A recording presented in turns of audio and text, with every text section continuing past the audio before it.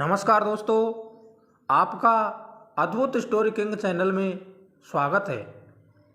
तो दोस्तों, जब राजा विक्रमादित्य बेताल को पुनः अपने साथ ले आता है तो बेताल फिर से राजा को एक कहानी सुनाता है। तो वो कहानी है सबसे ज़्यादा पुण्य किसका। तो वर्धमान नगर में रूपसेन नाम का राजा राज्य करता था। एक दिन उसके यहाँ बीरबल नाम का एक राजपूत नौकरी के लिए आया। राजा ने उससे पूछा कि उसे खर्च के लिए क्या चाहिए, तो उसने जवाब दिया 1000 तोले सोना। सुनकर सबको बड़ा आश्चर्य हुआ। राजा ने पूछा, तुम्हारे साथ कौन कौन है? उसने जवाब दिया, मेरी स्त्री है, बेटा है और बेटी है। राजा को और भी अचंभा हुआ, आखिर 4 जने इतने धन का क्या करेंगे? फिर भी उसने उसकी बात मान ली। उस दिन से बीरबल रोज 1000 तोले सोना भंडारी से लेकर अपने घर आता। उसमें से आधा ब्राह्मणों में बांट देता, बाकी के 2 हिस्से करके एक मेहमानों, बैरागियों और सन्यासियों को देता और दूसरे से भोजन बनवाकर पहले गरीबों को खिलाता, उसके बाद जो बचता उसे स्त्री बच्चों को खिलाता और आप खाता। काम यह था कि शाम होते ही ढाल तलवार लेकर राजा के पलंग की चौकीदारी करता। राजा को जब कभी रात को ज़रूरत होती तो वह हाजिर हो जाता। एक आधी रात के समय राजा को मरघट की ओर से किसी के रोने की आवाज़ आई। उसने बीरबल को पुकारा तो वह आ गया। राजा ने कहा, जाओ और पता लगाकर आओ कि इतनी रात गए यह कौन रो रहा है और क्यों रो रहा है। बीरबल तत्काल वहाँ से चल दिया। मरघट में जाकर देखता क्या है कि एक स्त्री सिर से पांव तक गहनों से लदी कभी नाचती है, कभी कूदती है और सिर पीट पीट कर रोती है, लेकिन उसकी आंखों से एक बूंद आंसू की नहीं निकलती है। बीरबल ने पूछा, तुम कौन हो और क्यों रो रही हो? तो उसने कहा, मैं राजलक्ष्मी हूँ। रोती इसलिए हूँ कि राजा विक्रम के घर में खोटे काम होते हैं, इसलिए वहाँ दरिद्रता का डेरा पड़ने वाला है। मैं वहाँ से चली जाऊँगी और राजा दुखी होकर 1 महीने में मर जाएगा। सुनकर बीरबल ने पूछा, इससे बचने का कोई उपाय है?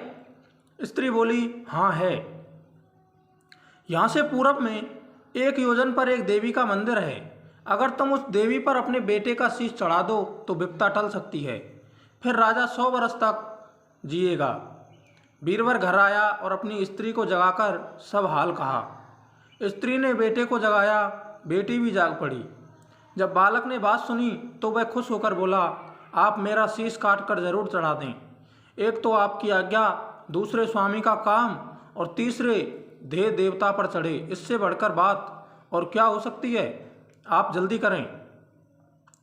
बीरबल ने अपनी स्त्री से कहा, अब तुम बताओ। स्त्री बोली, स्त्री का धर्म पति की सेवा करने में है।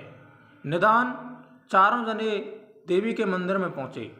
बीरबल ने हाथ जोड़कर कहा, हे देवी, मैं अपने बेटे की बलि देता हूँ, मेरे राजा की 100 वर्ष की उम्र हो। इतना कहकर उसने इतने जोर से तलवार मारी कि लड़के का शीश धड़ से अलग हो गया। भाई का यह हाल देखकर बहन ने भी खाड़े से अपना सिर अलग कर डाला। बेटा बेटी चले जाने से दुखी माँ ने भी उन्हीं का रास्ता पकड़ा और अपनी गर्दन काट दी। बीरबल ने सोचा कि घर में कोई नहीं रहा तो मैं ही जीकर क्या करूँगा। उसने भी अपना सिर काट डाला।